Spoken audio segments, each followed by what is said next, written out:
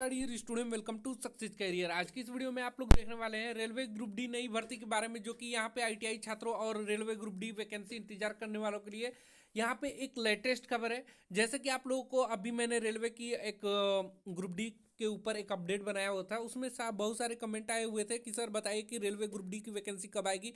और अभी तक रेलवे ग्रुप डी की वैकेंसी आ जानी थी, लेकिन डिले क्यों हो रहा है, तो उसी के टॉपिक के ऊपर यहाँ पे रेलवे ग्रुप डी के द्वारा यानी कि आरआरबी के द्वारा जो यहाँ पे नोटिस जारी किया गया है, हम उस पर डिस्कस करते हुए आपको बताएंगे कि इस बार रेलवे ग्रुप डी की वैकेंसी की कब तक आएगी और क्यों रेलवे ग्रुप डी की वैकेंसी आने में डिले हुआ है। तो आप लोग वीडियो को अंत तक बने रहेगा, सारी इन्फॉर्मेशन इस वीडियो में पता चल जाएगी। और साथ में आईटीआई और सीसीए कैंडिडेट के लिए बहुत सारे महत्वपूर्ण अपडेट है, जो कि यहाँ पे एक बड़ी खबर है सीसीए वालों के लिए जिन्होंने रेलवे से अप्रेंटिस किया है उनके लिए। तो आप लोग वीडियो को अंत तक बने रहिएगा। और जो भी छात्र रेलवे ग्रुप डी की तैयारी करना चाहते हैं, या आप रेलवे ग्रुप डी हो गया, एलपी हो गया, या टेक्नीशियन के लिए, तो आप यहाँ पे ऑल कोर्सेज में आकर, ठीक है, जैसे ही आईटीआई की कम्पिटेटिव एग्जाम की तैयारी करना होगा, तो यहाँ पे आप fitter master test series study material को ज्वाइन कर सकते हैं। Welder master series test series, electrician, MMB, mechanic, diesel, COPA का। साथ में आप यहाँ पे टेस्ट पास सिर्फ मात्र 49 रुपये में ले सकते हैं।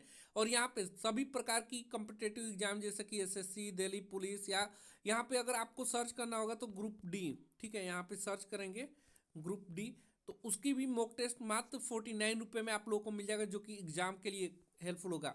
और यहाँ पे बहुत सारे टेस्ट आप लोगों को मिल जाएंगे अदर अदर कम्पिटेटिव एग्जामों को, जो कि मात्र 49 रुपये में इजीली अवेलेबल है। ठीक है, तो इसे आप लोग ज्वाइन करना चाहते हैं तो जरूर ज्वाइन कर लीजिएगा।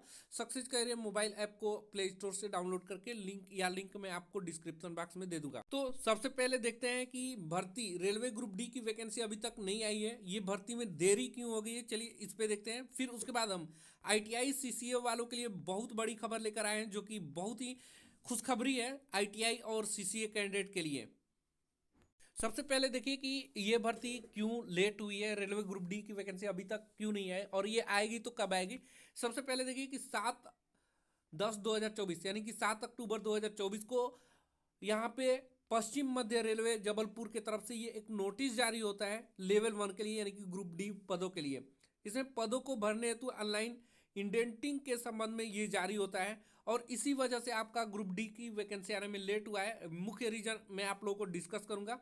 देखिए यहाँ पे लिखा हुआ है कि उपरोक्त विषयांगत विषया अंतर्गत पश्चिम मध्य रेलवे द्वारा लेवल 1 के पदों को भरने हेतु आरआरबी को इंडेंट किया गया था, जिसे आरआरबी द्वारा सीधी भर्ती की रिक्तियों को पुनः गणना करने हेतु वापस किए गए हैं। यानी कि अभी तक रेलवे ग्रुप डी की वैकेंसी आ जाती, लेकिन 7 अक्टूबर 2024 को ये लेटर जारी होता है सभी आरआरबी के लिए, और ये पश्चिम मध्य रेलवे जबलपुर ने खुद जारी किया है। इसमें पुनः गणना किया जा रहा है, यानी कि फिर से रिवाइज जो है काउंटिंग की जा रही है कि कितनी वैकेंसी खाली है। चलिए आगे देखिए, यहाँ पे लिखा है कि कृपया सीधी भर्ती की रिक्तियों की गणना निम्नलिखित बिंदुओं को ध्यान में रखते हुए करना है, जो कि लेवल 1 के प्राप्त मांग पत्रों की पुनः गणना पर OIRMS पोर्टल पर दिनांक 9/10/2024 तक अपलोड करना सुनिश्चित करें। यानी कि 9 अक्टूबर 2024 तक जो भी गणना होगी उनको अपलोड करना है। और ये वैकेंसी जो आएगी, कब तक की वैकेंसी को देखकर आने वाला है, जो कि यहाँ पे देखेंगे .4 एंटीसिपेटेड वैकेंसी, यानी कि संभावित रिक्तियां जो है एबीसी के अनुसार दिनांक देखिए 30/9/2025, यानी कि 30/9/2025 तक जितनी भी संभावित रिक्तियां हैं उनको यहाँ पे डाटा जारी करना है। अगर आप देखेंगे यहाँ पे तो कौन कौन से डाटा यहाँ पे अपलोड करना है ग्रुप डी के लिए, तो सबसे पहले इस संबंध में रेलवे बोर्ड द्वारा दिए गए सुझाव एनेक्जर 1 में संलग्न है। इसको छोड़िए, ये पॉइंट समझने वाला नहीं है, लेकिन जो पॉइंट समझने वाला है ना, वो लास्ट वाली पॉइंट जब हम डिस्कस करने जाएंगे इस वजह से आपको समझ में आ जाएगा। पहला दूसरा यहाँ पे है कि पॉइंट मांग पत्र के प्रपत्र के कॉलम नंबर 1 में दर्शाई जाने वाली रिक्तियों को HRMS की रिक्तियों के साथ मिलान कर direct recruitment vacancy indenting grade की गणना की जाएगी। यानी कि जो डायरेक्ट रिक्रूटमेंट निकल कर आएगी रेलवे ग्रुप डी वालों के लिए, उसकी बात किया जा रहा है। ठीक है, और ये रिक्तियां पुनः संभावित गणना के लिए चली गई हैं। यहाँ पे देखिए चौथा पॉइंट को आप लोगों को गौर से समझना है संभावित रिक्तियां जो है 30/9/2025 तक रिलीज कर दी जाएंगी कि 30/9/2025 तक कितनी रिक्तियां संभावित हैं। जैसे इसको समझने के लिए यहाँ पे जैसा दिखाया गया है, जैसे कि पॉइंटमेंट ए, ठीक है, पॉइंटमेंट ए लेवल की, लेवल 1 की वैकेंसी, जैसे एग्जिस्टिंग वैकेंसी 27 है, यानी कि 27 वैकेंसी है, तो कॉलम नंबर 1 में केवल 27 रिक्तियां ही दर्शाई जाएंगी। मान लीजिए कि वैकेंसी 27 है, यानी कि अगर खाली पदों की संख्या 27 है तो कॉलम 1 में 27 रिक्तियां दर्शाई जाएंगी। और जो संभावित रिक्तियां कॉलम नंबर 2 से 8 में pointsman B, L2 TNC, shunting master, gatekeeper, उसके बाद कैबिन मैन, स्टेशन मास्टर एवं गार्ड कैटेगरी की प्रमोशन, कोर्ट की रिक्तियों कोटे की रिक्तियां शामिल की जाए। यानी कि जो यहाँ पे दो कॉलम बनेंगे, कॉलम 1 और कॉलम 2। कॉलम 1 में जो रिक्तियां बिल्कुल खाली हैं, जैसे 27 रिक्तियां हैं, तो वो 27 डाली जाएगी।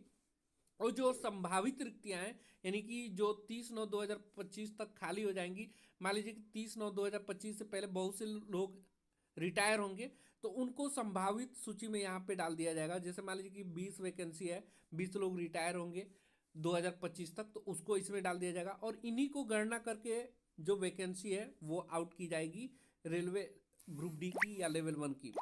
यहाँ देखिए, जैसे अन्य पॉइंट पे बात करें तो यहाँ वाणिज्य विभाग के जिन कोटियों में प्रमोशन कोटे में पॉइंटमेंट की ABC पात्रता है, उन रिक्तियों को भी पॉइंटमेंट की संभावित रिक्तियों में शामिल किया जाएगा। अगले पॉइंट पे अगर हम लोग डिस्कस करेंगे तो 5वां पॉइंट यहाँ गौर से समझिए, उपरोक्त उदाहरण के अनुसार ही अन्य कोटियों के मांग पत्रों को सुधार कर पुनः OIRMS पोर्टल पे अपलोड करना सुनिश्चित करने के लिए बोला गया है। तो पुनः गणना करने के कारण यहाँ पे आप लोग को रेलवे ग्रुप डी वैकेंसी देखने में डिले हो रहा है। हो सकता है ये वैकेंसी आप लोगों को गणना कर दी जा चुकी है और ये वैकेंसी आप लोगों को 15 से 20 दिसंबर के बीच देखने को मिल सकता है। ठीक है, जैसे ही वैकेंसी आएगी आप लोगों को सबसे पहले इन्फॉर्मेशन मिलेगी। यदि आप चैनल को सब्सक्राइब नहीं किया तो सब्सक्राइब जरूर कर लीजिएगा कि यहाँ पे रेलवे से रिलेटेड सारी अपडेट मिलती रहेंगी। अब चलिए यहाँ पे CCA वालों के लिए मुख्य अपडेट क्या है, तो देखेंगे CCA वालों के लिए रेलवे में बहुत ही महत्वपूर्ण है, जिन्होंने रेलवे से अप्रेंटिस किया हुआ है और उनका रेलवे ग्रुप डी में जॉब फिक्स है, एक तरह से समझ सकते हैं। क्योंकि यहाँ पे इस बार जो वैकेंसी आउट की जाएगी वो ITI वालों के लिए वैकेंसी आउट की जाएगी। और इनमें भी ITI वालों में CCA वालों को 20% कोटा मिलेगा, जिसमें इनका फिजिकल इफिशियंसी टेस्ट नहीं होता है और 20% का अलग से कोटा देखने को मिलता है। तो ये मुख्य अपडेट क्या है CCA वालों के लिए, चलिए वो देख लेते हैं। तो यहाँ देखिए CCA वालों के लिए मुख्य जो अपडेट है ये बिल्कुल लेटेस्ट है, 29 नवंबर 2024 को डेट ऑफ एक्शन यहाँ लिखा गया है।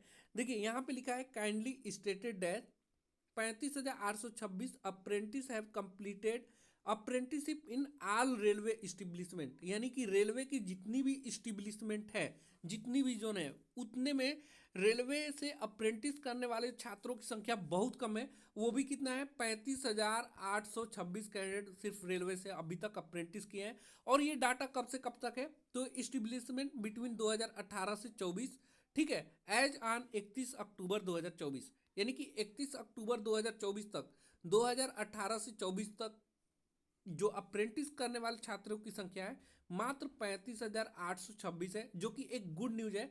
ये बहुत कम वैकेंसी है, ठीक है, यानी कि बहुत कम मात्रा में रेलवे से अप्रेंटिस छात्र किए हैं। आप लोग देखेंगे रेलवे की अप्रेंटिस वैकेंसी बहुत से आउट होती हैं, लेकिन बहुत से छात्र ज्वाइनिंग करने के बाद अपनी जॉब को छोड़ देते हैं, अप्रेंटिस को छोड़ देते हैं, क्योंकि उनके द्वारा रेलवे की जो इस्टेब्लिशमेंट है बहुत वर्क करवा लेती है। यानी कि सोचिए कि ग्रुप डी की जितनी भी काम है अप्रेंटिस छात्रों से करवा लिया जाता है, इसलिए बहुत से छात्र इस अप्रेंटिसशिप को छोड़कर चले जाते हैं, क्योंकि मात्र अप्रेंटिस छात्रों को इतनी बड़ी मात्रा में काम देने के बाद भी उन्हें 8 से 10 हज़ार रुपये ही मिलता है मात्र, जो कि बहुत कम है। और पूरा पूरा जॉब लिया जाता है, जो जॉब की टाइमिंग है 8 से 9 घंटे की, वो टाइमिंग पूरी ली जाती है अप्रेंटिस छात्रों को। इसलिए ये डाटा बहुत कम है और ये डाटा बिल्कुल रेलवे द्वारा खुद RTI के रिप्लाई में बोला गया है, तो इसे हम लोग गलत नहीं कह सकते। क्योंकि यहाँ पे आपकी माइंड में ये एक बात आएगी, ऑल रेलवे इस्टेब्लिशमेंट, यानी कि सभी रेलवे इस्टेब्लिशमेंट में सिर्फ इतना ही अप्रेंटिस छात्र हैं, तो ये बिल्कुल सही है, क्योंकि बहुत से छात्र अप्रेंटिस छोड़ते हैं। और आप लोग अभी से रेलवे ग्रुप डी की तैयारी करते रहिए, क्योंकि देखते हैं कि रेलवे ALP हो गया, टेक्नीशियन हो गया, इसका जैसे ही फॉर्म भरा गया था 1 से 2 महीने में एग्जाम डेट डाल दिया गया है। ऐसे ही जब भी रेलवे ग्रुप डी की वैकेंसी आएगी ना, आप लोग को 1 से 2 महीने में एग्जाम कंडक्ट हो जाएगी। तो अभी से तैयारी करते रहिए, जिससे कि आप लोग को कम से कम मेहनत करके सिलेक्शन मिल पाएगी। आज के लिए वीडियो में इतना है। किसी तरह की क्वेरी होगी तो आप कमेंट बॉक्स में पूछ लीजिएगा। Thanks for watching this video guys, मिलेंगे नेक्स्ट वीडियो में, तब तक के लिए बाय, जय हिंद।